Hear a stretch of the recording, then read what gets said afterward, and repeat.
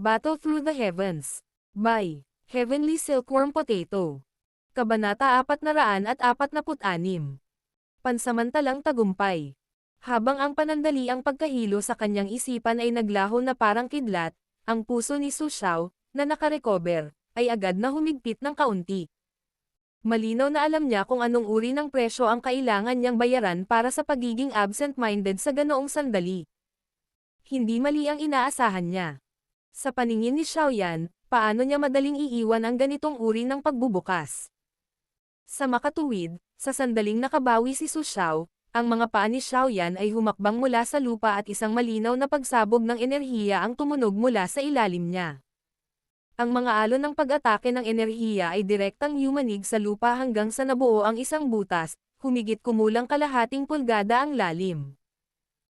Hiniram ni Xiaoyan ang malakas at marahas na lakas ng pagbaril habang ang kanyang katawan ay naging parang multo, na lumilitaw sa itaas ng ulo ni Su Xiao sa isang hininga. Hinigpitan niya ang kanyang kamao. Nang walang anumang pandaraya, ginamit niya itong walang katulad na makapangyarihang Daoqi at lakas habang ang kanyang kamao ay walang awa na hamampas sa ulo ni Su Xiao. Ang kamao, na karaniwang hindi masyadong malaki, ay parang kamao ng isang higanti sa sandaling ito. Ang puwersang nakapaloob dito ay direktang pumutol sa hangin. Isang matalim na humahanggos na tunog ng hangin at isang malalim na low sonic boom ang nagsanib.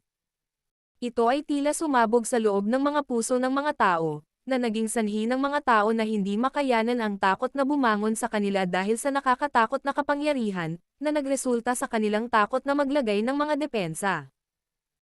Ang takot na pakiramdam na ito sa puso ni Su Xiao ay tumagal lamang ng isang saglit bago ito pilit na itinapon palabas sa kanyang puso. Nahaharap sa mabilis at marahas na pag-ataking ito na parang kulog, mabilis lang niyang maiikot ang Daoqi sa kanyang katawan ng nagmamadali. Sa wakas, isang maputlang berdeng Daoqi armor ang lumitaw sa kanyang katawan na may maliwanag na ningning. Agad na tumagilid ang ulo niya habang pilit na iniiwasan ang vital points niya. Ang kamao, na natatakpan ng berdeng kulay na Daoqi, ay nakakabit sa harapan ni Su Xiao, at sa wakas ay nabasag ng husto sa kanyang dibdib. Saglit na natahimik ang Daoqi bago ito nagpakawala ng napakalakas na lakas tulad ng isang bulkan na sumasabog habang si Xiaoyan ay nagpakawala ng mahinang sigaw sa kanyang puso. Octane Blast. Ang mahina at malalim na sigaw ay sinamahan ng nakakatakot na puwersa na naging dahilan ng pagbabago ng ekspresyon ni Su Xiao. Ang puwersa ay parang umaapaw na tubig baha, na tuluyang bumagsak sa matibay na baluti na nagpoprotekta sa katawan ng huli. Kaagad, ang isang kulay berdeng enerhiya na ripple ay biglang nabuo ng isang pabilog na hugis habang ito ay kumakalat ng magulong palabas mula sa punto ng pakikipag-ugnay sa pagitan ng dalawa. Karamihan sa mga puno sa masukal na kagubatan sa gilid ay naputol ng paalang habang nilalamon ng energy ripple na ito. Ang mga dahon ng esmeralda berdeng puno ay parang berdeng kulay na ulan na sumasakop sa buong bukas na kagubatan na lugar. Crack! Kasunod ng pagkalat ng energy ripple, isang malinaw na basag, nakakatalam na tunog ang biglang tumunog sa hangin.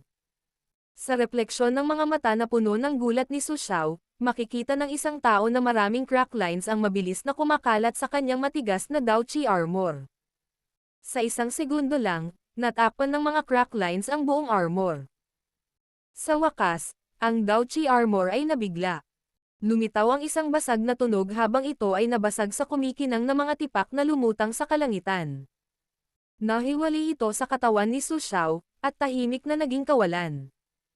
Nang masira ang huling depensa, ang puwersa sa palad ni Xiaoyan, na hindi pa ganap na niresolba, ay matatag na damapo sa katawan ni Su Xiao. Sa ilalim ng pagguho ng kanyang puwersa, na malakas pa rin at marahas, isang makinis na pamumula ang dumagsa sa gulat na mukha ni Su Xiao. Agad na lumabas ang bakas ng dugo mula sa gilid ng kanyang bibig. Ilang sandali pa, sa wakas ay hindi na niya napigilan ang paglaganap ng puwersa habang ang isang subo ng matangkad na pulang sariwang dugo ay ligaw na iniluwa. Ang kanyang katawan ay parang isang ibon na nawalan ng mga pakpak, walang lakas na bumagsak sa lupa. Ang sariwang dugo na lumabas mula sa bibig ni Su Xiao ay sumangga sa kawalan ng pumasok sa isang talampakang radius ng Xiaoyan dahil sa mataas na temperatura na lumabas sa kanyang katawan. Pinisil ng mga daliri ni Xiaoyan ang walang laman na hangin at ang kanyang katawan ay gamulong sa hangin bago lumapag sa tabi ng Heavy Zuan ruler. Pagkalapag lang niya ay tumunog ang tunog ng isang mabigat na bagay na lumapag sa lupa. Bahagyang itinagilid niya ang kanyang ulo at nakita si Su Xiao na nakahiga sa isang tumpok ng mga lantang dahon na may mukha na namumutla na. Nananatili pa rin ang gulat sa mga mata ng huli. Ang isang tao na ang lakas ay higit sa 5-star hanggang 6-star na Daoshi ang nagsiwalat ng isang nakamamatay na pagbubukas sa ilalim ng hindi inaasahang Lion Tiger Gold Shattering Roar ni Xiaoyan. Sa wakas, siya ay ganap na natalo sa pamamagitan ng malakulog na pag-atake ni Xiaoyan.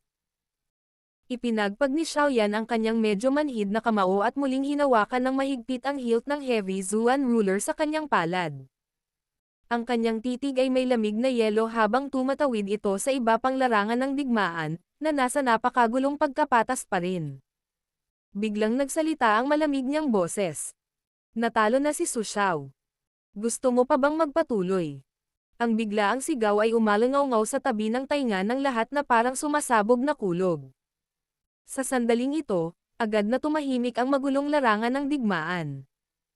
Ang mga sari-saring tunog ng sagupaan ng mga kutsilyo at espada ay biglang huminto sa sandaling ito. Sinundan ng lahat ng tingin ang pinanggalingan ng mga salitang ito at gumalaw, sa wakas ay huminto kay Xiaoyan, na may hawak na mabigat na ruler sa kanyang kamay, pati na rin si Su Xiao na nakahiga sa lupa sa likod ng una, hindi makagalaw. Talagang natalo si Su Xiao. Ang dalawang titig na huminto sa papel na puting mukha ni Su Xiao ay nagkataon na kay Leng Bai at Xiaoyan na nakaharap kina Bai Shan at Wu Hao. Biglang nagbago ang mga ekspresyon nila. Dapat malaman na kung pag-uusapan nila kung sino ang pinakamalakas sa kanilang tatlo, si Su Xiao ang nasa tuktok. Gayunpaman, gaano man nila naisip ang labanan, hindi nila akalain na sa labanang ito, si Su Xiao talaga ang unang matatalo. Bukod dito, natalo siya sa napakabilis at prangka na paraan. Ang taong ito ay malakas na sa ganoong antas. Ang pagkabigla ay lumitaw sa mga mata ni Leng Bai at Xiaoyan habang ang kanilang mga tingin ay mabilis na bumaling mula sa katawan ni Su Xiao patungo kay Xiaoyan, na nakahawak sa mabigat na ruler sa kanyang kamay. Ngayon lang nila naintindihan ng kaunti kung bakit ang binatang ito, na ang edad ay tila mas bata ng kaunti kaysa sa karamihan ng mga tao sa larangan ng digmaan, ay talagang magkakaroon ng lakas ng loob at resolusyon na tipunin ang lahat ng mga bagong estudyante. Sa ganitong uri ng lakas, kalimutan ang tungkol sa mga bagong mag-aaral, kahit na ang ilan sa mga matatandang mag-aaral sa Inner Academy ay malamang na hindi katugma para sa kanya. Group Leader. Bastos, talagang napakasama ng mga pag-atake mo. Mga kapatid, labanan natin sila ng todo. Kung tayo ay matatalo ng isang grupo ng mga bagong estudyante, paano tayo makakaligtas sa Inner Academy sa hinaharap? Isang galit na sigaw ang biglang tumunog mula sa loob ng tahimik na kapaligiran ng larangan ng digmaan. Kaagad, 3 tao na natakpan ni Dao Qi ang biglang lumabas sa magulong battleground at nagpaputok ng paputok patungo kay Xiaoyan. Ang sigaw na biglang lumitaw, ay bumasag sa katahimikan sa loob ng larangan ng digmaan. Nagdulot din ito ng ilang mabangis na aura na dumampi sa mga mata ng mga matatandang estudyante. Napakahalaga ng reputasyon sa loob ng Inner Academy. Hindi nila nais na humantong sa isang nakakahiyang reputasyon. Kung hindi, ito ay talagang tulad ng sinabi ng sigaw. Paano sila makakaligtas sa Inner Academy? Sa paglabas ng mabangis na aura, ang makapangyarihang Dao Qi ay muling lumabas mula sa natitirang matatandang estudyante. Sa wakas, mabangis nilang sinunggaban ang mga bagong estudyante, na dumanas ng matinding pagkatalo. Sa pag-atake nila, may karagdagang kalupitan. Hindi inaasahan ni Xiaoyan na may magdudulot ng kaguluhan sa kritikal na sandali pagkatapos niyang magdusa ng husto upang gamitin ang lakas ng pagkatalo kay Su Xiao upang sugpuin ang mga matatandang estudyante. Agad na lumitaw ang galit sa kanyang puso. Malamig niyang pinagmamasdan ang 3 figurang ito na pumutok ng paputok. Ang kanyang kamay ay biglang binitawan ang Heavy Zuan ruler habang ang kanyang mga paa ay tumuntong sa lupa. Ang kanyang katawan ay umabant sa halip na umatras at nagkusa na sumakay sa isang lugar na napapalibutan ng 3 tao habang siya ay bumaril pasulong. Isang walang hugis na puwersa ang sumabog mula sa kanyang palad sa lahat ng direksyon na tumama sa porma sayon ng tatlong lalaki hanggang sa ito ay magkapira-piraso. Bai Shan, buhaw. Tapusin mo agad ang laban mo. Itigil mo na ang pagpigil. Binalot ng kulay berdeng Daochi ang buong katawan ni Xiaoyan habang sumisigaw ito sa mahinang boses. Agad na kumislap ang kanyang katawan at lumitaw sa likod ng isa sa mga matatandang estudyante na parang multo. Naitapon ang mabigat niyang palad at tumatak sa balikat ng huli sa paraang parang kidlat. Direktang itinulak ng malakas na puwersa ang huli hanggang sa masuray-suray.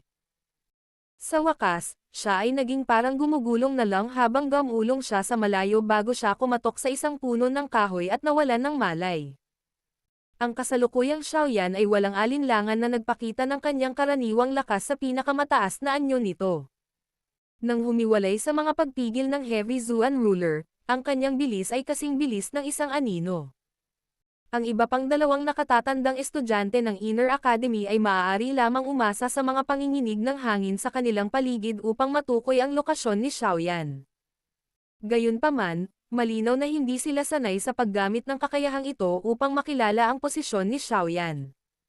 Sa makatuwid, sa loob lamang ng ilang minuto, nakatanggap ang dalawang tao ng ilang mabibigat na suntok. Nagpatuloy sila sa ganitong paraan para sa 1 pang 4 hanggang 5 minuto bago tuluyang bumagsak ang kanilang mga katawan at pansamantalang nawalan ng malay. Ang lakas nilang tatlo nakakapasok lang sa klase ng Dadoshi. Ang lakas na ito ay maaaring ituring na isa sa mga nangungunang para sa isang ordinaryong bagong mag-aaral.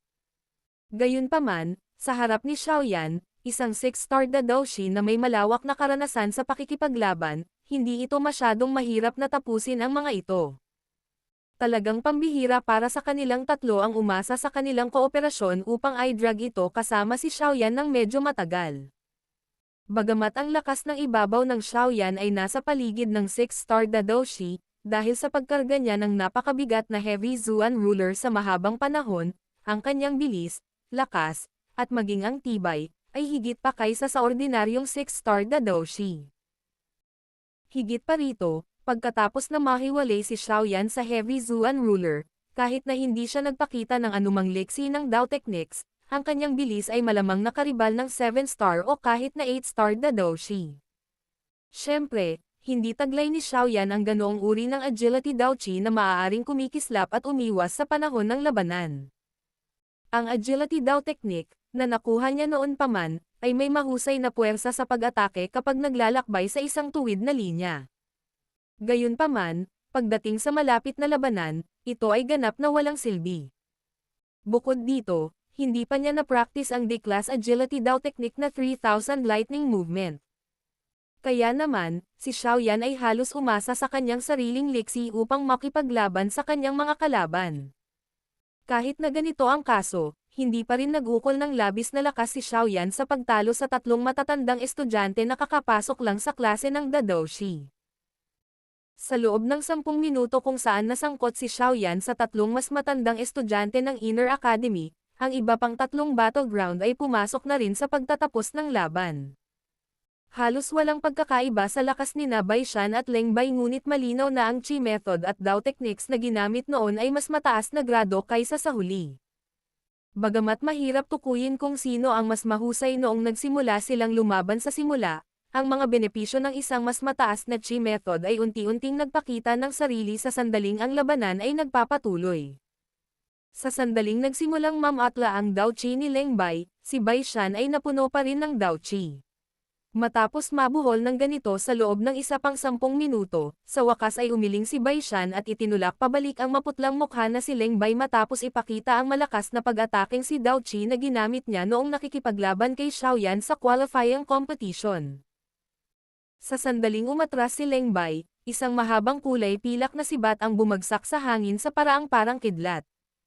Sa wakas, may tunog na chi, huminto ito sa harap lang ng lalamunan ng huli. Agad namang nanigas ang buong katawan ng huli habang nakataas ang mga kamay. Nang makitang pinili ni Leng Bai na aminin ang pagkatalo, bahagyang gamulong ang lalamunan ni Bai Shan.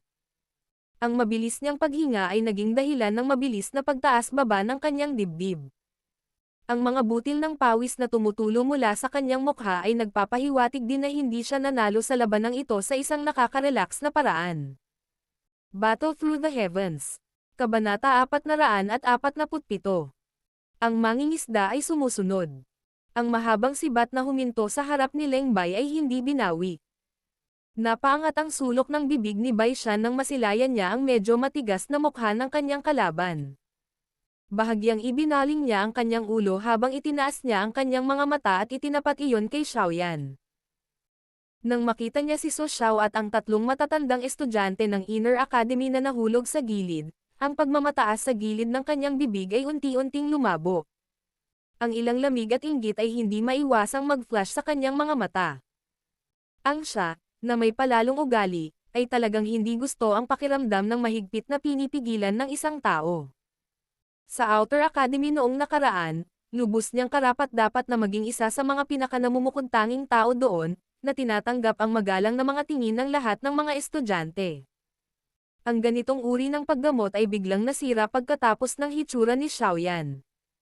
Naging sanhi ito ng kanyang dibdib, na hindi masyadong malawak, na hindi makaramdam ng kahit katiting na positibong pakiramdam kay Xiaoyan. Bagamat marami siyang nakuhang benepisyo mula sa pagsunod kay Xiaoyan sa buong paglalakbay na ito, matibay na inisip ng kanyang puso na ito ay dahil lamang sa bawat isa sa kanila ay hawak ang kailangan ng isa. Walang ibang hinanggad si Xiaoyan kundi ang humiram ng kanyang lakas para makuha ang fire energy mula sa iba pang mga mag-aaral sa Inner Academy upang matugunan ang kanyang mga hangarin. Sa puso ni Bai Shan, hindi niya ito tinatrato bilang isang tunay na pinuno ng grupo. Ginagamit lang ang isa't isa para sa kung ano ang kailangan nila. Gayunpaman, ang pinakadakilang nanalo sa palitan na ito ay siya pa rin. Ang mga mata ni Bai Shan ay dumaan sa ilan sa mga bagong estudyante. Nakikita niya ang paggalang at pagsamba kay Xiaoyan mula sa kanilang mga mata. Maliwanag, ang tapang at resolusyong ipinakita ni Xiaoyan upang labanan ang mga matatandang grupo ng mag-aaral ay matagumpay na nakakuha ng kanilang suporta, na direktang ipinahayag mula sa kanilang mga puso. Lubos na nakalimutan ng mga bastos na ito na kung wala tayo, hinding-hindi ito makakamit ni Xiaoyan mag-isa. Marahas na itinikom ni Bai Shan ang kanyang mga ngipin. Ang galit na pinipigilan sa kanyang puso sa loob ng mahabang panahon ay hindi maiwasang bumulwak ngayon. Habang lalo siyang nagngangalit sa kanyang puso, biglang nanlamig ang kanyang tingin. Hinawakan niya ng mahigpit ang mahabang sibat sa kamay at humakbang pasulong. Ang mahabang sibat ay nabasag ng paalang at agad na dumapo sa dibdib ni Leng Bai, na sumuko na sa pakikipaglaban at walang panlaban. Namula agad ang mukha ng huli at isang subo ng sariwang dugo ang lumabas. Nagmamadali siyang umatras ng ilang hakbang at tuluyang naupo sa lupa. Pagkatapos nito, bigla niyang inangat ang kanyang ulo habang puno ng galit ang kanyang mga mata. Anong tinitingin-tingin mo? Hindi kontento. Malamig na tumawa si Bai Shan nang makita niya ang galit sa mga mata ni Leng Bai. Humakbang siya at muling ilalabas ang galit sa kanyang puso nang biglang dumaan ang isang itim na anino. Ang mababa at malalim na boses ni Xiaoyan ay tumunog. Inamin na niya ang kanyang pagkatalo, bakit kailangan mong ipagpatuloy ang pag-atake? Maluwalhati bang masaktan ang isang taong walang pagtatanggol? Ang pagharang ni Xiaoyan ay naging sanhi ng panginginig ng mahabang sibat na hawak sa kamay ni Bai Shan. Huminga siya ng malalim at itinago ang galit sa kanyang puso. Sa isang nguso, dinala niya ang mahabang sibat sa kanyang kamay, tumalikod, at sumugod sa larangan ng digmaan sa pagitan ng mga bago at matatandang estudyante. Ang kanyang mahabang sibat ay may dalang tunog na chichi, na tila maringal na parang isang kulay pilak na higanteng sawa. Nakakunot ang noo ni Xiaoyan habang nakatingin kay Bai Shan na umalis. Pagkatapos ay sinulyapan niya ang laban sa panig ni Wu Hao, na umabot na rin sa ending phase. Pagkatapos lamang na makitang mananalo na ang huli, napalingon si Xiaoyan at tiningnan ang galit na mukha ni Leng Bai. Ikinumpas niya ang kanyang kamay at ibinato ang isang bote ng gamot sa pagpapagaling. Nagulat si Leng Bai matapos matanggap ang bote ng gamot. Unti-unting nabawasan ang galit sa mukha niya. Hindi niya ibinalik ang gamot. Sa halip, hinubad niya ang kanyang damit at ibinuhos ang malamig na likidong panggamot sa kanyang sugat, kung saan tumutulo ang sariwang dugo. Saka lang siya dahan-dahang nakahinga ng maluwag. Ang kanyang daliri ay pamitik sa storage ring at isang asol na liwanag ang bumungad kay Xiaoyan. Iniabot ni Xiaoyan ang kanyang kamay at hinawakan ang asol na glow. Tiningnan niya lamang na ito ay isang maputlang asol na Fire Crystal card. Ang numero sa Fire Crystal card ay aktwal na umabot sa 86. Sa lahat ng Fire Crystal card na nakita ni Xiaoyan sa panahong ito ang pinakamataas na bilang na nakita niya. Hawak ni Xiaoyan ang Fire Crystal card at hindi kumilos na parang santo at ibinalik ito. Ito ang mga samsam ng tagumpay ng kanilang grupo at hindi sa kanya. Kaya naman, ikinulong na lamang niya ang kanyang mga kamay kay Leng Bai para pasalamatan siya. Walang anuman ang kasama mo. Sabihin mo sa kanya na ibabalik ko iyong lance attack na natanggap ko ngayon. Inangat ni Leng Bai ang kanyang ulo upang sumandal sa puno ng kahoy habang mahinang nagsasalita. Pasensya na, napabuntong hininga si Xiaoyan. Medyo lumampas nga si Bai Shan tungkol sa bagay na ito. Kung binugbog niya si Leng Bai hanggang sa ganitong paraan sa labanan, walang magsasabi ng kahit ano. Gayunpaman, nagbigay siya ng ganoong kabigat na suntok matapos aminin ng kalaban ang pagkatalo at ibinaba ang kanyang mga depensa. Hindi talaga ito sumunod sa mga patakaran. Bagamat hiniram mo ang lakas ng mga bagong estudyante para talunin ang tatlong grupo namin, hindi mo magagawang kunin ang gantimpala at bumalik sa Inner Academy. Huminto ang tingin ni Leng Bai sa larangan ng digmaan sa pagitan ni Wu Hao at Xiaoyan. Sa lugar na iyon, nagpakita na si Xiaoyan ng mga palatandaan ng panghihina sa matigas na ulo sa banggaan nilang dalawa. Alam ko, nandyan pa rin ang dalawang grupo na tinatawag na Black-White Evil Stopper. Nagkibit balikat si Xiaoyan at sumagot. Mukhang marami kang alam. Napataas ang kilay ni Leng Bai nang marinig niya ang mga salita ni Xiaoyan. Nakaramdam siya ng bahagyang pagtataka. Ang sinabi ko kanina ay hindi mga mapagmataas na salita. Ang tinatawag na Fire Energy Hunting Competition na ito ay sadyang itinayo ng Inner Academy. Ito ay dahil maraming mga bagong estudyante ang napakayabang pagdating nila sa Inner Academy. Kaya naman, ang Inner Academy ay nagdisenyo ng hunting competition na ito. Ang layunin nito ay upang bigyang daan ang mga matatandang mag-aaral na apihin ang sigla ng kagubatan, kung gusto mo ng mga bagong mag-aaral. Palabas ng kagubatan na ito. Ayoko lang na manakawan kami hanggat wala kaming natitira bago kami pumasok sa Inner Academy. At saka, dapat kong sabihin na ang mga tinatawag na mga pamamaraan na ginamit ninyong mga matatandang estudyante para mawala ang sigla ng mga bagong estudyante ay talagang nakakadiri. Marahil ay dahil minsan na silang nakatanggap ng ganoong pagtrato sa nakaraan kaya gusto nilang ibalik ito sa mga bagong mag-aaral. Gayunpaman, ang karaniwang gawaing ito ng isang batch ay hindi na natin nagawa. Sa pagkakataong ito, malamang na may mga bagong estudyante na mamumuno sa mga grupo na lumaban. Mabagal na nagsalita si Xiaoyan. Ang kanyang mga mata ay tumingin kay Wu Hao, na sa wakas ay niyugyug si Xiaoyan gamit ang isang palad hanggang sa ang huli ay napaatras ng 10 hakbang. Sa puso niya, alam niyang determinado na ang tagumpay sa laban doon. Natahimik si Leng Bai. Malinaw din niyang naunawaan na ang mga matatandang estudyante ay lumahok sa Fire Energy Hunting Competition na ito hindi lamang para agawin ang Fire Energy. May ilan na talaga namang lumahok dahil gusto nilang pakinisin ang mga anino sa kanilang mga puso. Okay, ang labanan ay maaaring ituring na dito na natapos. Napabuga ng hangin si Xiaoyan. Ibinaling niya ang tingin sa medyo magulong battleground. Ang lugar na iyon ay sina Zhang Er, Hu Jia, at Bai Shan na lumahok, ang ilang matatandang estudyante mula sa Inner Academy na nagtiis ng masakit sa wakas ay hindi na mapanatili ang pagkapatas. Matapos umasa sa isang mabangis na aura upang masaktan ang isang pares ng mga bagong estudyante, sila ay ganap na napigilan. Anong matinding pagkalugi. Ang mga matatandang estudyanteng ito ay talagang napakalakas. Ang Inner Academy ay talagang isang magandang lugar para maasa ang mga tao. Ang tingin ni Xiaoyan ay dumaan sa bukas na lupa at walang magawang umiling. Wala pang 15 sa orihinal na 40 o higit pang mga bagong mag-aaral na maaari pang tumayo matapos talunin ang 12 matatandang mag-aaral na mahusay na nakipagtulungan sa isa't isa. Karamihan sa mga natitirang estudyante ay pansamantalang nawalan ng lakas sa pakikipaglaban, at humihingal sa lupa dahil sa kanilang mga pinsala.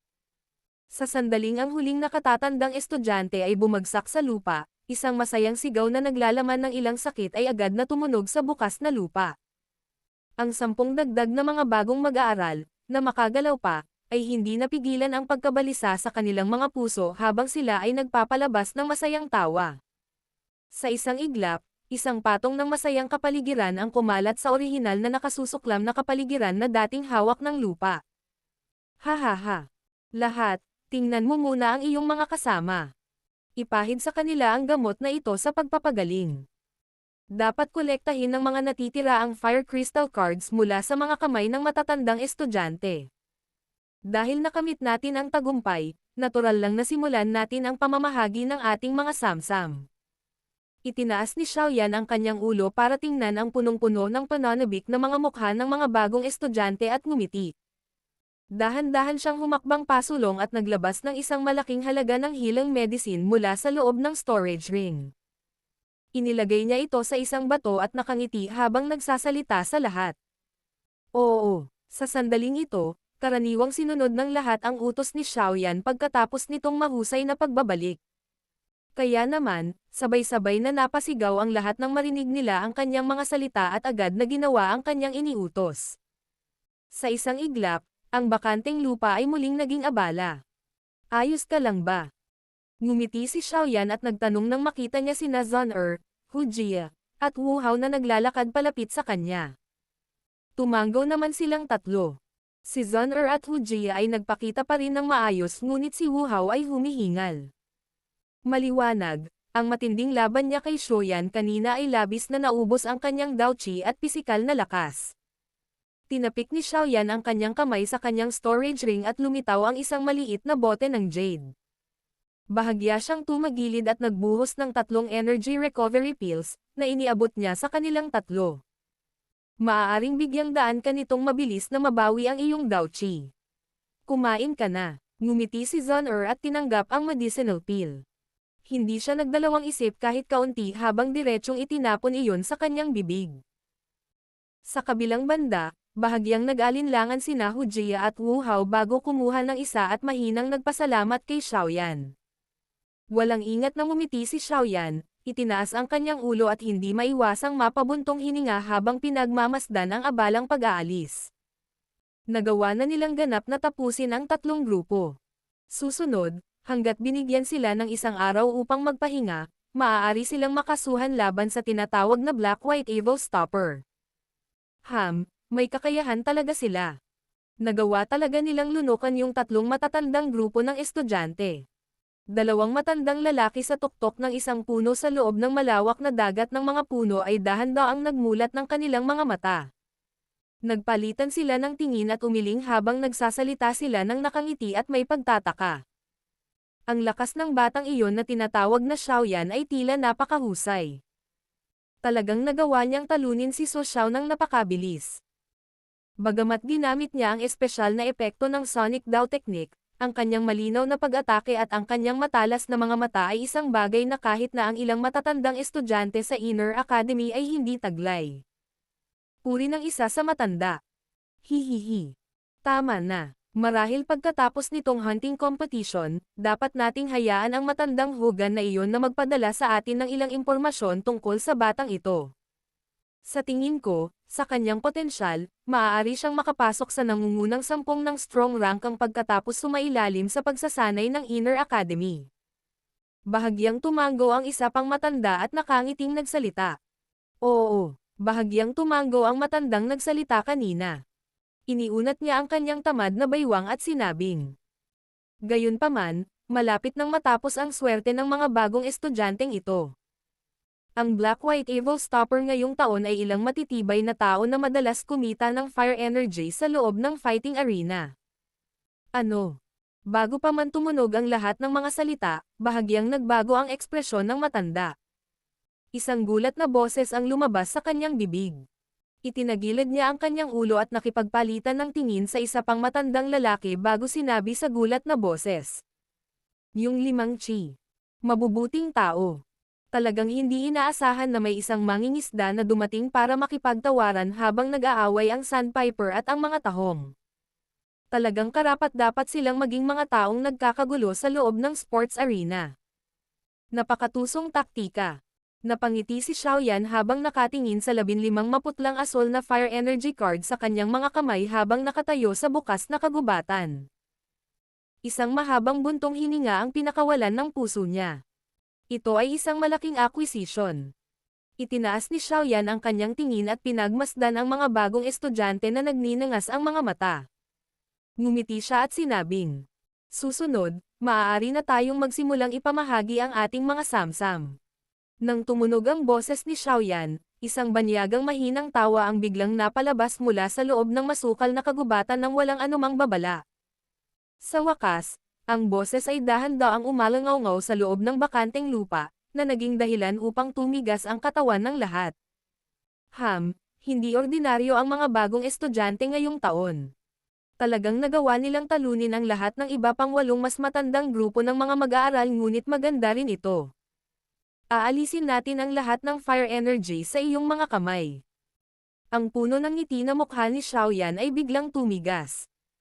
Isang lamig ang bumungad sa kanyang mga mata nang dahan-dahan niyang itinaas ang kanyang ulo at ibinato ang kanyang tingin sa isang lugar sa masukal na kagubatan. Biglang gumalaw ang mga dahon ng puno sa lugar na iyon.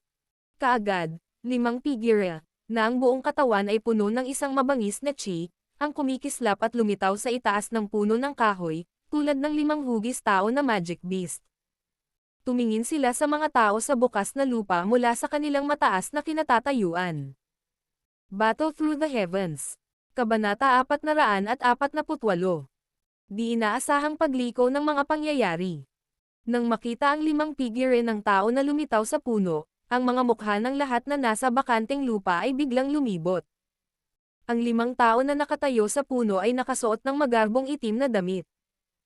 Kung ang isa ay tumingin sa kanila mula sa malayo, sila ay lumilitaw na 5 tinta na itim na anino. Sa sandaling lumitaw silang 5, isang mabangis na chi, na hindi man lang nakatago, ay lumabas sa kanilang mga katawan. Isang puwersa, na naging dahilan upang ang mga ekspresyon ni Xiaoyan at ng iba pa ay mukhang pressured, ang sumaklaw sa buong clearing. Nagdulot ito sa kanila ng isang hindi komportable na pakiramdam na tila sila ay tinitigan ng isang mabangis na hayop sa loob ng kagubatan. "Shatay, sinundan mo talaga kami dito." Matapos lumitaw ang 5 figure, nagbago ang ekspresyon ni Leng Bai, na nakasandal sa isang puno ng kahoy para makahinga. Ito ay lalo na matapos ang kanyang tingin ay tumawid sa lalaking nasa gitna, na ang katawan ay kasing laki ng gorilya. Hindi niya napigil ang sumigaw ng hindi sinasadya. "Nakakilala kami ng ilang bagong estudyante sa daan at natanggap din namin ang impormasyon." Ang lalaking iyon sa 5, na matangkad at malaki hanggang sa puntong nakaramdam ng pressure sa iba, ay walang pakialam na sumagot. Agad na sinulyapan ng kanyang mga mata ang sugatang si Su Xiao at ang dalawa pa bago siya ngumiti at sinabing, Napaka hindi inaasahan na pati kayong tatlo ay natalo ng mga bagong estudyanteng ito. Hindi ko talaga alam kung paano kayo nagsanay sa loob ng Inner Academy." Ang mga salitang ito, mula sa lalaking tinawag na Shatay ni Leng Bai, ay naging sanhi ng pamumula ng mukha ni Leng Bai at ng dalawa pa. Ilang sandali pa, huminga siya at sinabing, "Hindi maikukumpara sa nakaraan ang mga bagong estudyante ngayong taon. Ano ang kakaiba sa pagkatalo? Kalimutan mo na ito. Hindi ako mag-aaksaya ng hininga sa iyo. Aayusin ko ang iba pang bagay sa susunod. Gayunpaman, maaari mong kalimutan ang tungkol sa pagbabalik ko ng fire energy sa iyo pagkatapos ng buong kabiguan na ito. Ito ay dahil sa lahat ng wala kang kakayahang protektahan ang iyong sariling mga ari-arian, kaya hindi mo masisi ang iba." Kinaway-kaway ni Shatay ang kamay niya habang binaling ang tingin. Sa wakas ay dumapo ito kay Xiaoyan, na nakahawak sa kanyang mabigat na pinuno. Sumili ang sorpresa sa kanyang mga mata habang nagtanong, "Ikaw si Xiaoyan. Nagagawa mong talunin si Su Xiao at ang iba pa sa ganoong edad. Hindi nakakagulat na natipon mo ang lahat ng mga bagong estudyante." Napuno ng lakas ang boses ni Shatay. Habang nagsasalita siya ay diretsyong niyugyug nito ang ilang mga bagong estudyante hanggang sa tinakpan nila ang kanilang mga tenga. Ikaw dapat ang Black Demon ng tinatawag na Black White Evil Stopper. Nakipagpalitan ng tingin si Xiaoyan kay Shatai habang tumugon ito sa malalim na boses. Nang magsalita siya, dahan-daang lumipad ang kanyang tingin sa limang itim na anino. Unti-unting nadudurog ang kanyang puso. Napagtanto niya na ang bawat isa sa kanila ay karaniwang may lakas na katulad ng kay Lengbei. Lalong nakakatakot ang lalaking tinatawag na Taisha. Kung si Xiaoyan ay nagsiyasat ng tama, ang taong iyon ay malamang na isang malakas na tao sa tuktok ng klase ng Dadoushi. Maaari mo kaming tawaging Black Demon Group. Ako ang leader ng grupo, Taisha. Ibinuka ni Taisha ang kanyang bibig at ngumiti. Ang kanyang mapuputing mga ngipin ay naglalabas ng siksik na lamig ng isang mabangis na hayop na nagpapakita ng kanyang mga pangil. Tumingin siya ng diretsyo kay Xiaoyan at sinabing, "Hayaan mong sabihin ko sa iyo ang lahat ng ilang magandang balita." Ang bagay tungkol sa pagnanakaw ng mga bagong estudyante sa mga matatandang estudyante ng kanilang fire energy nitong ilang araw ay nailipat na sa Inner Academy. Sa kasalukuyan, ikaw, Xiaoyan, ay mayroon ng reputasyon sa loob ng Inner Academy bago ka pa man makapasok dito. Mayroon ng hindi kilalang bilang ng mga mag-aaral sa Inner Academy na tumakbo rito, naghihintay na makaalis kayong lahat. Kung talagang lalakad kayong lahat palabas ng kagubatan habang may dalang napakaraming fire energy, ikaw at ang batch ng mga bagong estudyanteng ito, ay talagang magiging kasumpa-sumpa sa loob ng Inner Academy. Si Xiaoyan ay nanatiling tahimik at hindi tumugon sa mga salita ni Taisha. Siyempre, bilang isa sa huling dalawang grupo sa Fire Energy Hunting Competition ngayong taon, ang ating tungkulin ay patayin ang lahat ng tila tinak na mga bagong estudyante na lumalabas. Kaya, kung gusto mong maayos na mag-walk out, maaari pa rin. Ibigay ang iyong mga Fire Crystal Card at tinitiyak ko sa iyo na hindi ako mapipilit. Ano ang sasabihin mo? Nakangiti si Taisha habang kausap si Xiaoyan. Wala na bang ibang pagpipilian? Dahan-daang bumantong hininga si Xiaoyan habang walang pakialam na nagtanong. Oo, ito lang ang isa. Nakangiting umiling si Shatai. Isang ikot ang kanyang tingin sa mga bagong estudyante sa ibaba at sinabing, "Kung makakalap pa rin kayo ng 40 bagong estudyante sa kanilang buong lakas sa pakikipaglaban, ang ating Black Demon Group lang ang talagang mahihirapang lunukan kayong lahat." Gayunpaman, sa kasamaang palad, pagkatapos ng pagod sa pakikipaglaban kay Su Xiao at sa iba pa kanina, ito ay karaniwang ibinibigay na itong bagong grupo ng mga estudyante ninyo ay hindi maglalagay ng anumang oras sa inyo, basta't hindi ako matatalo sa ganitong panahon. Taon na Fire Energy Hunting Competition. Pinaikit ni Xiaoyan ang kanyang mga mata. Ang kamay, na ginamit niya upang hawakan ang Heavy Zuan Ruler, ay dahan-daang humigpit. Sa kanyang tabi, sina Zon Hu Jia, at Wu Hao ay humakbang pasulong. Sumunod ng malapit sa likuran ni Xiaoyan, ang 10 dagdag na nakakalat na mga bagong estudyante na medyo mahina ang paghinga, ay nag-igting ang kanilang mga ngipin at dumungaw kay Xiaoyan pagkatapos ng ilang sandali ng pag-aalinlangan. Ang sandaling ito ay hindi nagpapahintulot sa kanila na umatras. Pagkatapos ng lahat, hindi nila akalain na ang Shatai na ito, na ang hitsura ay hindi ganoong uri, ay pakakawalan sila ng fire energy sa kanilang mga kamay kung matalo si Xiaoyan at ang iba pa. Dahil hindi nila maiwasan ang abala, kung gayon maaari na rin nilang ilabas ang lahat. Bakit? Gusto mo bang lumaban hanggang kamatayan para lang makaganti? Napataas ang kilay ni Taisha nang makita ang mga kilos nila. Isang makapal na malamig na ngiti ang sumilay sa kanyang magaspang na mukha. Mukhang lahat kayo ay may pag-asa pa rin sa inyong lakas. Hihihi. Ganoon din. Halos 3 araw na kaming hindi umaatake sa loob ng mapahamak na kagubatan na ito. Nagsimulang manggati ang aming mga buto. Maghintay. Habang pinipilipit ni Shatai ang kanyang kamao, biglang may sumigaw. Bahagyang nagsalubong ang mga kilay ng una habang sinusundan ng tingin ang boses at nilingan, tanging isang makisig na binata ang nakasuot ng puting damit. Lumipat ang tingin niya sa mukha ng binata at pakiramdam niya ay medyo pamilyar ito. Brother Shatai. Naaalala mo pa ba ako? Nagkita tayo noong nakaraan nang lumabas ka sa bakasyon kasama ang aking nakatatandang pinsan na si Bai Fang. Hinawakan ni Bai Shan ang mahabang sibat sa kanyang kamay habang ikinuyom niya ang kanyang mga kamay patungo kay Tai Shan at nakangiting nagsalita. Bai Fang. Ikaw. Si Bai Shan. Nagulat si Shatay nang marinig niya ang pangalan ni Bai Fang. Bumakas ang takot sa kanyang mga mata. Kaagad, huminto ang kanyang tingin sa mukha ni Bai Shan nang sa wakas ay naalala niya bago magsalita sa paraang may napagtanto lang. Hahaha. Tama na. Nakangiting sagot ni Bai Shan.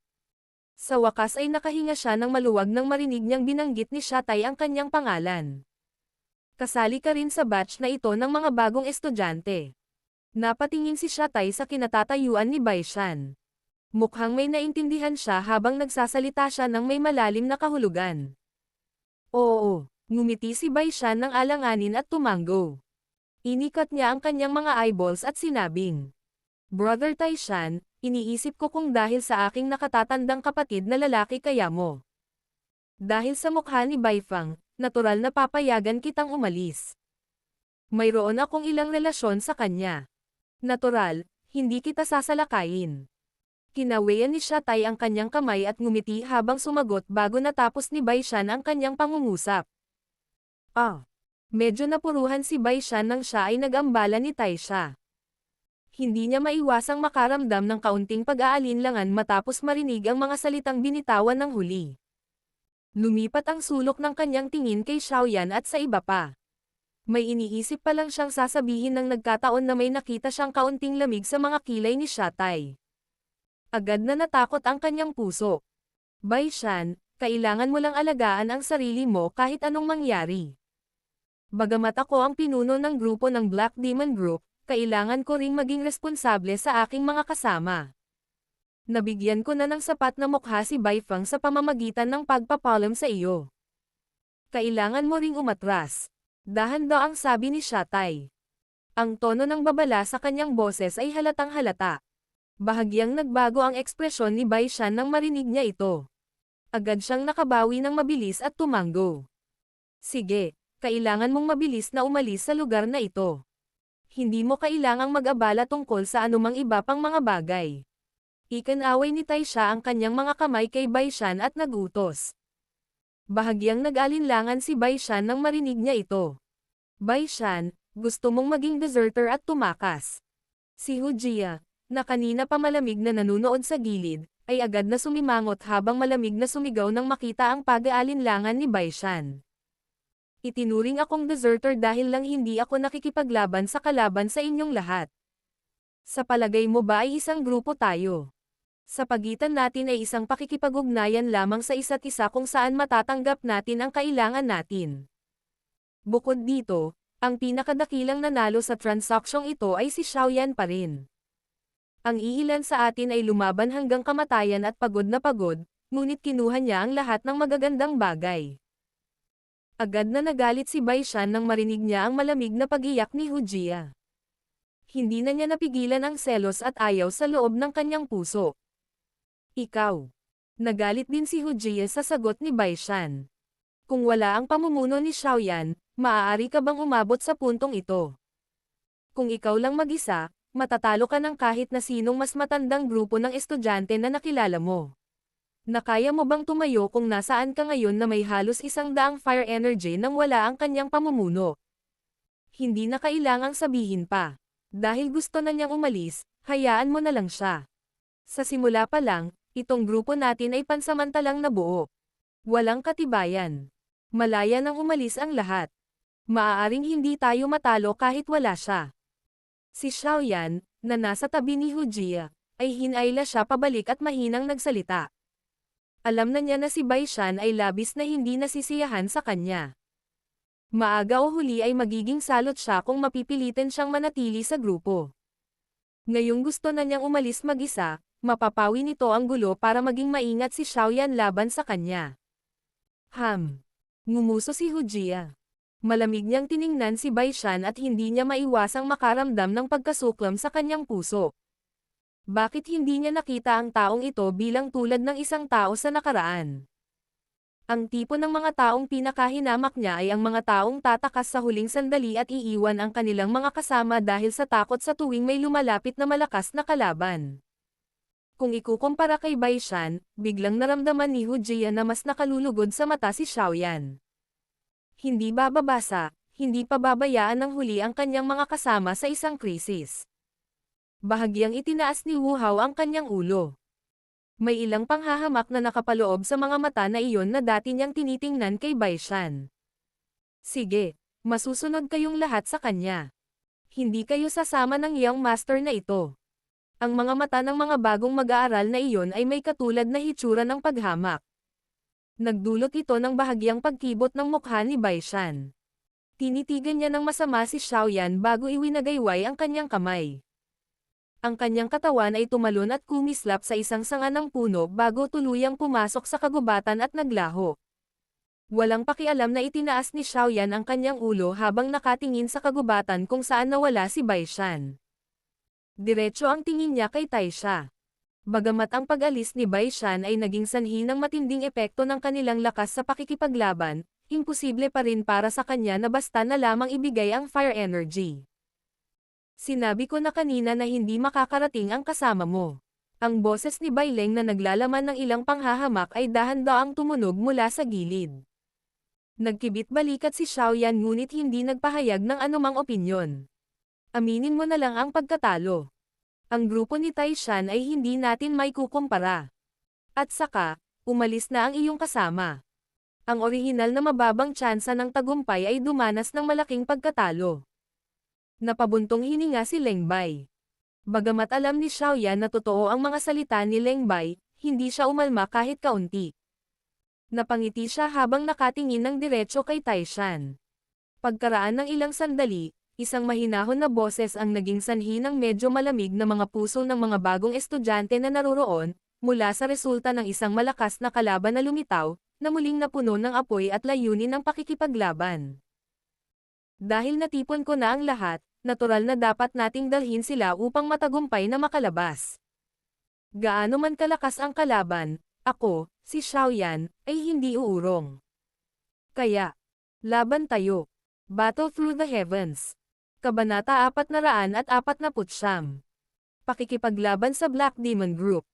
Bahagyang umalangaw-ngaw ang mahinahong boses ni Xiaoyan sa loob ng paglilinis ng kagubatan ngunit nagawa nitong kumulo ang mainit na dugo ng mga bagong estudyanteng nakatayo sa likuran niya.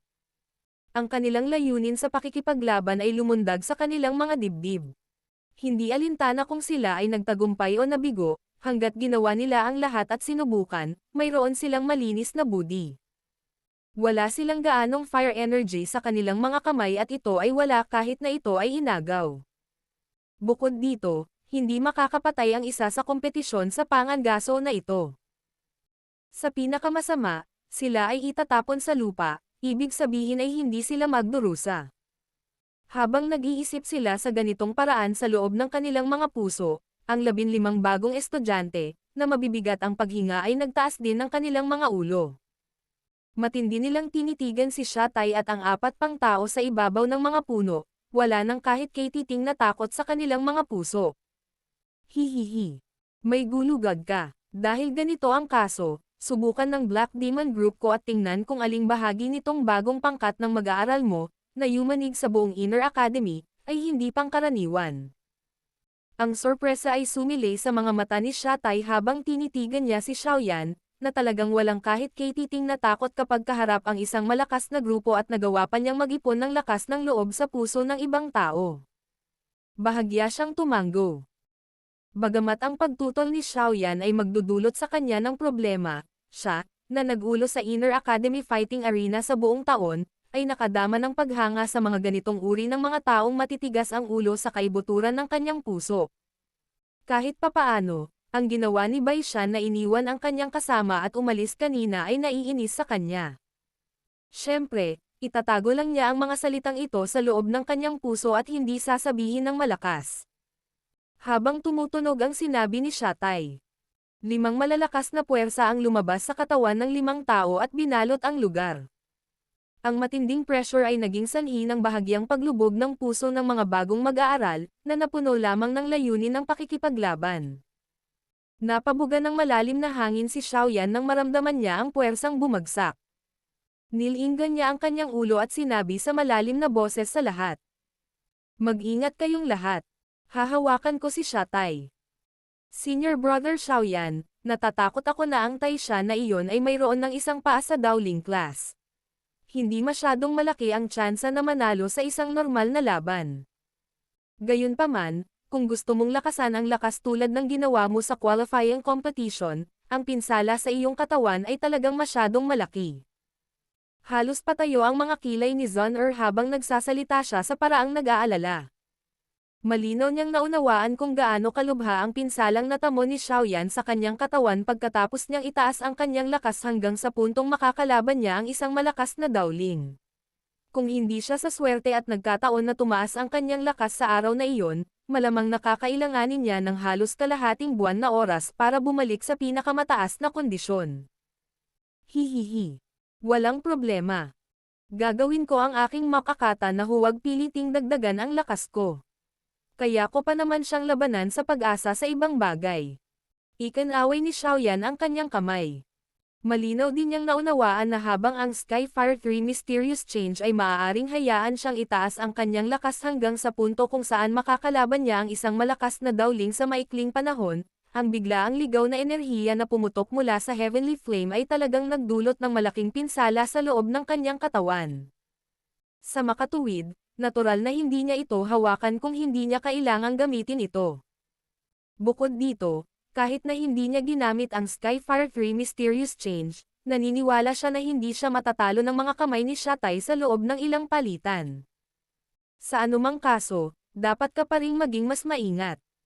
Nakatango lang si Zon nang makita niya ang pagpupumilit ni Xiaoyan. Lumingon ang kanyang tingin sa 5 tao sa puno at mahinang sinabi. Hinang-hina na sina Hujia at Wu Hao mula sa nakaraang laban. Natatakot ako na isang tao lang ang kaya nilang hawakan bawat isa. Isa pa, mahirap sabihin kung sino lang ang mananalo. Nagagawa ko ring harangan ang isang tao. Gayunpaman, may isang tao pa rin ang kabilang partido. Walang magawang tumanggaw sina Hujia at Wu Hao nang marinig nila ang mga salita ni Zon. Kung tutuusin, totoo naman ang sinabi niya. Medyo magaling na ako, ngunit malamang nawala na masyadong douchi si Wu Hao pagkatapos sumailalim sa head-on fight kay Xiaoyan kanina. Kahit na ang medicinal pill ni Xiaoyan ay nagbigay ng kaunting tulong, tiyak na imposibleng ganap na gumaling sa loob ng maikling panahon na ito.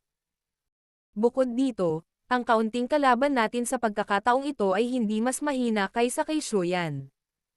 Napabuntong hininga si Hujia. Hindi ka dapat masyadong mag-alala. Hindi niya ako matatalo kahit 10 minuto lang. Sinabi ni Wu Hao sa mahinang boses. Sa halip, mukhang maaari lang muna nating hayaan ang mga bagong estudyante na harangan ang huling tao ng kabilang grupo. Makakatiyak ka, bagamat wala ng gaanong douchi sa loob natin, marami na tayong tao. Hindi tayo matatapos ng taong iyon sa loob ng maikling panahon. Hanggat si Senior Xiaoyan o sino man sa inyo ang tatapusin ang iyong kalaban, magkakaroon tayo ng kalamangan sa labanang ito. Tumawa ang isa sa mga bagong estudyante at pinangunahan ang pag-uusap ng ex nang marinig ni Eren ang kanyang pag-uusap. Tama. Maaari natin siyang pansamantalang harangan. Gayunpaman, ang mapagpasyang salik ng huling tagumpay ng laban ay nasa kamay ni Senior Xiaoyan at sa inyong mga kamay. Sa ating kasalukuyang kondisyon, natatakot ako na talagang mahihirapan tayong talunin ang 5 o 6 star na douchi. Kung tutuusin, ang ating lakas ay nasa paligid lamang ng 8 o 9 star douchi. Nagtawanan din ang ilan sa mga bagong estudyante at sumabay sa sinasabi. Oo, bahagyang tumanggaw si Xiaoyan. Nakangiting pagpapatuloy niya. Dahil iyon ang kaso, kailangan kong tanungin kayong lahat. Hanggat maaari mong harangan ang labis na tao ng kabilang partido, gagawin namin ang aming makakaya upang talunin ang aming kalaban at iabot ang aming kamay upang tulungan ka. Oo, sabay-sabay na sumigaw ang 15 bagong estudyante sa bakanteng lupa. 15 puwersa na kabilang sa 8 o 9 na bituin na si Daoshis ay kumalat mula sa loob ng kanilang mga katawan at lumikha ng isang malaking puwersa. Gawin mo ang iyong makakaya. Senior Xiaoyan, talunin sila. Napakaraming mga bagong estudyante sa magkabilang panig, na nawalan ng lakas sa pakikipaglaban, nahirap ding umalalay sa kanilang mga katawan habang sila ay bumangon at sumisigaw ng malakas, na nagpapasaya sa grupo ni Xiaoyan. Nawala ang ngiti sa mukha ni Xiaoyan nang makita niyang mataas ang kanilang moral. Hinawakan niya ang heavy Zuan ruler gamit ang kanyang kamay at nakipagpalitan ng tingin kay Zun-Er at sa dalawa pa. Kaagad, 4 na figure ng tao ang biglang bumaril sa 4 na magkakaibang direksyon. Ako na ang hahawak kay Xiaoyan. Bawat isa sa inyo ay haharap sa isa sa natitirang 3. Ang dagdag ay tatapusin ang mga bagong estudyanteng iyon.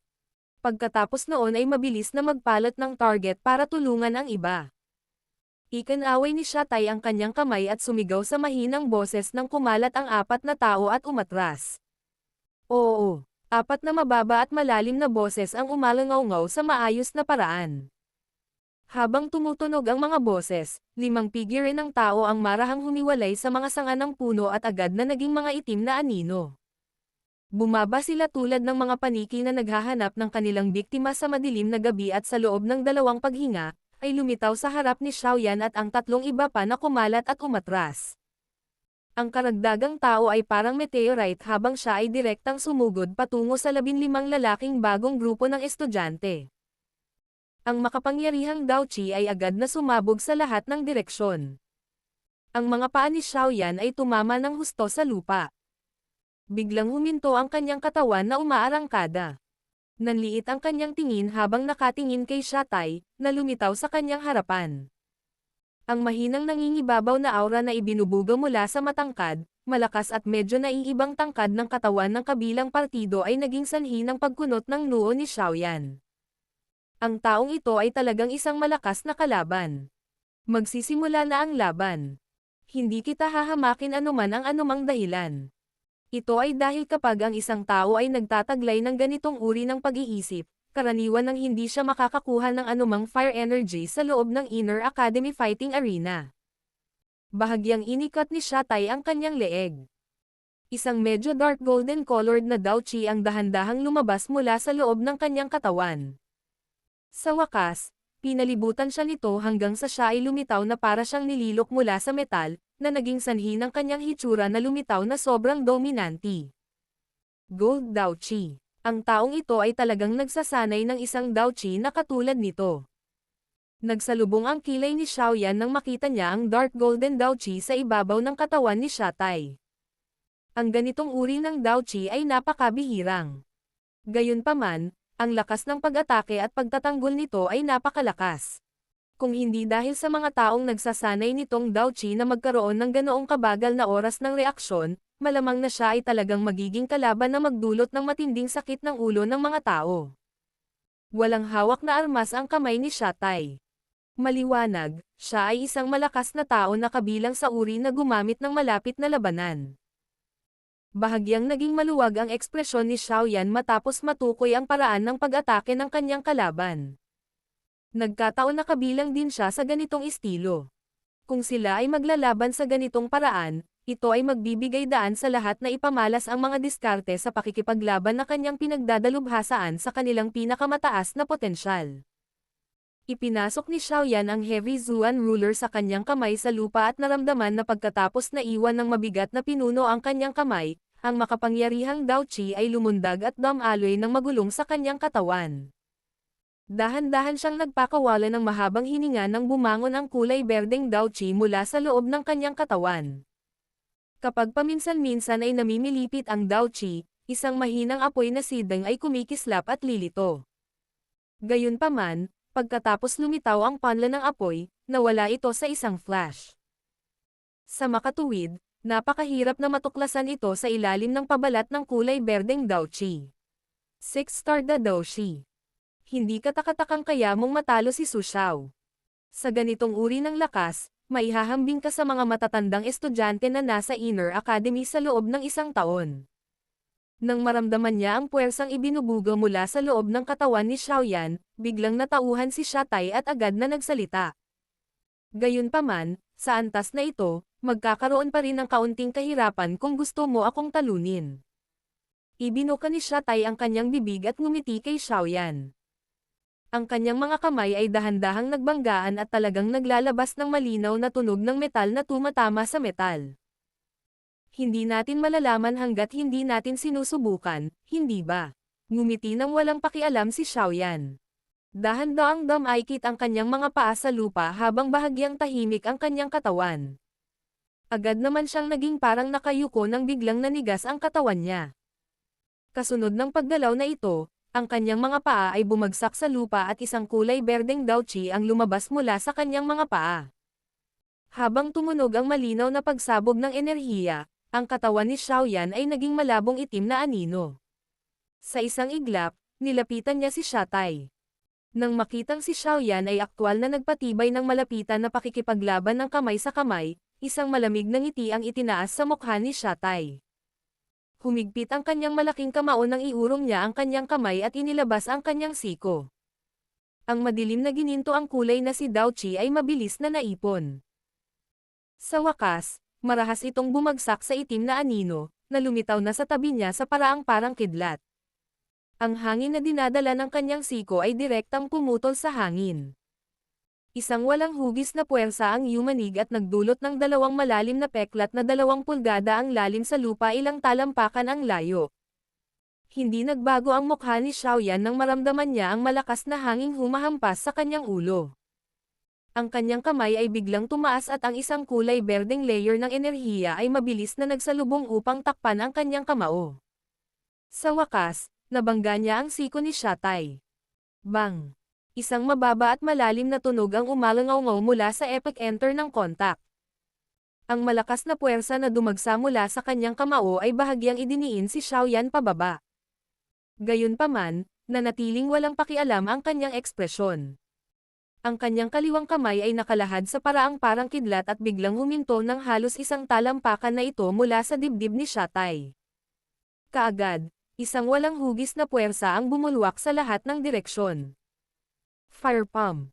Ito ay isang Dao technique na natutunan ni Xiaoyan ilang taon na ang nakakaraan.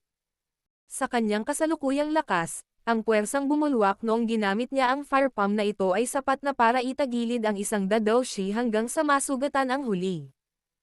Hindi tulad ng nakaraan kung saan hanggang sa magsuray-suray na tao lang ang nagagawa niya. Ang walang hugis na puwersa ay sumabog sa dibdib ni Shatai. Kaagad na inilog ng huli ang kanyang katawan, at talagang napaatras siya ng 2 hakbang sa lakas ng pagsabog. Lahat ng uri ng kakaibang Dao techniques na umuusbong ng walang hanggan. Xiaoyan, ikaw talaga ang nagdulot sa akin ng higit na pag-asa. Gayunpaman, ang lahat ng hindi karaniwan na pag-ataking ito ay walang gaanong aktwal na paggamit laban sa akin. Kaya, dapat mong ihayag ang iyong tunay na kakayahan. Tinapik-tapik ni Shatai ang kanyang dibdib at isang kalabog na tunog ang lumabas habang siya ay malamig na tumawa. Dahan-daang bumantong hininga si Xiaoyan habang nakatingin kay Shatai, na parang walang nangyari. Unti-unting naging seryoso ang kanyang ekspresyon habang bahagyang umiikot ang kanyang mga kamay. Ilang sandali pa, isang marangal na kulay berdeng apoy ang sumibol. Sa sandaling bumangon ang kulay berdeng apoy mula sa palad ni Xiaoyan, nabuksan ang mga mata ng 2 matandang lalaki sa malawak na dagat ng mga puno, na tila nanonood ng palabas. Sa kanilang pagkabigla, sumigaw sila ng hindi sinasadya. Heavenly Flame. Battle Through the Heavens. Kabanata 450. Race Against Time. Matiim na tumitig ang mga mata ni Shatai sa kulay berdeng apoy na tumaas mula sa palad ni Xiaoyan. Sa sandaling nagkaroon ng apoy, malinaw niyang naramdaman na tumaas ng husto ang temperatura sa pagitan ng mga puno. Agad na naging seryoso ang kanyang ekspresyon habang nakatingin kay Xiaoyan na may pagtataka at nagtanong. Ikaw ay isang alchemist. Sa kontinente ng Daochi, mayroon lamang 2 posibilidad para sa isa na makapagpatawag ng Essence Flame. Ang isa ay ang Fire Seed na nakuha ng isang alchemist mula sa iba't ibang uri ng Fire Affinity Magical Beasts, na pagkatapos ay papunahin niya para sa sarili niyang gamit. Ang isa pang posibilidad ay na siya ay isang malakas na tao na nagsasagawa ng Fire Affinity na si Daochi. Gayunpaman, kung gusto ng isang tao na umasa lang kay Daochi upang pagsamasamahin ang isang Essence Flame, dapat ay nasa 2 class man lang siya bago siya makapag-isip tungkol sa tagumpay. Siyempre, walang ganap. Mayroon ding ilang mga tao na nagsanay ng Dao Qi ng Fire Affinity at hindi mga alchemist ngunit nakakuha ng kakaibang apoy para sa kanilang sariling paggamit. Katulad nito, gayunpaman, ang iniaatas na inilagay sa antas ng lakas ng isang tao ay lubhang malupit. Nang makita ang kasalukuyang Xiaoyan, malinaw na hindi niya natugunan ang mga kinakailangan ng mga huling posibilidad. Kaya naman, agad na pinili ni Shatai na sabihin ang unang posibilidad. Hindi sinagot ni Xiaoyan ang nagtatakang salita ni Shatai. Ang kulay berdeng apoy ay kumalat mula sa kanyang kamay, at mabilis na ibinalot ang kanyang dalawang kamay sa loob nito. Bahagya niyang inangat ang kanyang ulo at paminsan-minsan ay sumisikat ang kulay berdeng ilaw sa kanyang maitim na mga mata. Bang! Muling natapakan ang mga paa ni Xiaoyan sa lupa. Naririnig niya ang isang malinaw na tinak na tunog habang ang kanyang katawan ay naging isang maputlang berdeng kulay na blur na nagdadala ng napakataas na temperatura, at pumutok ng paputok patungo kay Shatai. Ang nagliliyab na hangin na dumampi sa kanyang mukha ay naging sanhi ng bahagyang pagkunot ng mga kilay ni Taisha. Bagamat hindi niya matukoy kung anong uri ng apoy ang ipinatawag ni Xiaoyan, malabo niyang hulaan na ang lakas ng apoy na ito ay tiyak na hindi mahina dahil sa matinding pagtaas ng temperatura ng kanyang paligid. Ang bakal na pagoda ni Shatai ay nakatayo sa parehong lugar. Hindi niya piniling umiwas. Ang gintong Dao Qi na ipinagkaloob sa kanya ay nagbigay sa kanya ng isang mahusay na pag-atake at pagtatanggol na lakas ngunit ito ay nag-alis sa kanya ng liksi. Alam niyang kahit gusto niyang umiwas, tiyak na hindi niya matatakasan ang atake ni Xiaoyan. Dahil ito ang kaso, bakit siya mag-abala sa paggawa ng isang bagay na walang saysay at sa halip ay nanganganib na ilantad ang isang kahinaan sa proseso? Lalong lumalapit ang mainit na hangin. Si Shatai ay nagpakawala ng isang mahigpit na sigaw mula sa kanyang bibig at ang madilim na gininto ang kulay na si Dao Qi ay biglang lumabas mula sa loob ng kanyang katawan. Ang gininto ang liwanag ay pumanaw at sa wakas ay hinigop si Xiaoyan dito. Sa isang sulyap, tila siya ay isang tao na ganap na hinubog mula sa ginto. Nabawasan lang ng kaunti ang mainit na kapaligiran pagkatapos lumitaw ang Dao Qi armor. Unti-unting humigpit ang napakalaking malagintong kamao ni Shatai. Sa wakas, ito ay itinapon ng walang anumang magarbong galaw o kasanayan. Bagamat walang pagkakaiba-iba ang kamao ni Shatai sa kanyang paggalaw, ang nakakatakot na lakas na nakapaloob dito ay direktang nagdulot ng hangin sa paligid ni Xiaoyan na busog dito. Sa sandaling ito, niyakap ng ganap na lakas ang lahat. Yumigting ang mukha ni Xiaoyan. Ang Dao Crystal sa loob ng vortex ng kanyang katawan ay paulit-ulit na nanginag. Ang sunod-sunod na alon ng malakas na Dao Qi ay hiniluwa. Sa wakas, mabilis itong umikot sa loob ng kanyang Qi paths, na nagpapahintulot kay Xiaoyan na mapuno ng lakas sa pakikipaglaban. Ang kulay berdeng apoy ay mabilis na binalot ang kanyang kamao bago ito biglang tumama. Malakas itong nabangga sa kamao ni Shatai sa paraang walang kinikilingan. Sa isang iglap, isang malakas na ripple ang kumalat mula sa gitna nilang dalawa, na yumanig at nahati ang ilang malalaking puno malapit sa kanilang dalawa, na bumubuo ng ilang mga crack lines. Ang mga puno ay naging nanginginig at hindi matatag. Ang mabangis na puwersa na ipinadala mula sa kanilang mga kamao ay naging sanhi ng mabilis na pag-atres ni Xiaoyan ng dalawang hakbang. Sa kabilang banda, nanginginig lang ng ilang beses ang katawan ni Shatai. Lumilitaw na sa mga tuntunin ng isang kompetisyon ng purong lakas, si Xiaoyan ay medyo mahina pa kaysa kay Shatai. Siyempre, maaaring napailing si Xiaoyan hanggang sa umatras siya ng dalawang hakbang ngunit medyo hindi rin komportable si Shatai. Ang kulay berdeng apoy sa kamao ni Xiaoyan ay nagdulot sa kanya ng matinding paghihirap. Sa banggaan kanina, malamang na inihaw ang kanyang kamao hanggang sa bumukol ito ng ilang patong kung hindi dahil sa paghihiwalay nito ng kanyang Dao Qi armor. Kahit na ganito ang kaso, ang kamao ni Shatai ay mayroon pa ring mahinang kirot. Ang mga tingin ni Shatai ay malabo na tumama sa kulay berdeng apoy sa kamay ni Xiaoyan. Bumalandra ang gulat sa kanyang puso. Hindi dahil hindi pa niya nakita ang apoy ng isang alchemist.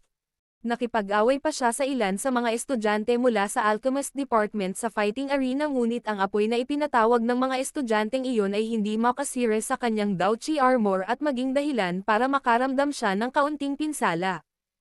Gayunpaman, ang kakaibang kulay berdeng apoy na iyon sa kamay ni Xiaoyan ngayon ay may ganitong uri ng nakakatakot na natatanging kakayahan. Nagdulot ito kay Shatay na hindi sinasadyang makaramdam ng matinding damdamin sa loob ng kanyang puso. Sa sandaling ang pag-iisip sa puso ni Shatay ay mabilis na umiikot, si Xiaoyan ay muling sumugod sa kanya.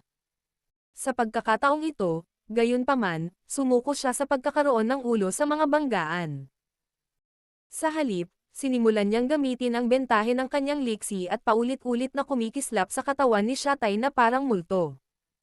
Ang kanyang mga kamao ay madalas na nagdadala ng isang kulay berdeng apoy habang sila ay itinatapon, na may dalang kiyang-kiyang na tunog ng metal na nagsasalpukan sa loob ng walang laman na kagubatan. Walang masyadong mahusay na tugon si Shatay sa halos tuloy-tuloy na pag-atake ni Xiaoyan. Iniwasan niya ang mga kaya niya, at pilit na nilalabanan ang mga hindi niya kaya.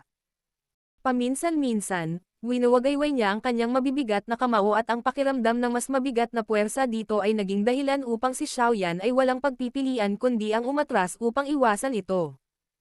Sa sandaling lalong naging mabangis ang laban ni Xiaoyan at Taisha, ang iba pang ilang mga battleground ay dahan-dahan ding pumasok sa white-hot phase. Marahil ay dahil minsan na silang lumaban ngunit ang Daoqi na kumalat sa ibabaw ng katawan ni Hu Jia at Wu Hao ay nagsimulang lumabo ng kaunti pagkatapos ng halos 6 hanggang 7 minutong labanan.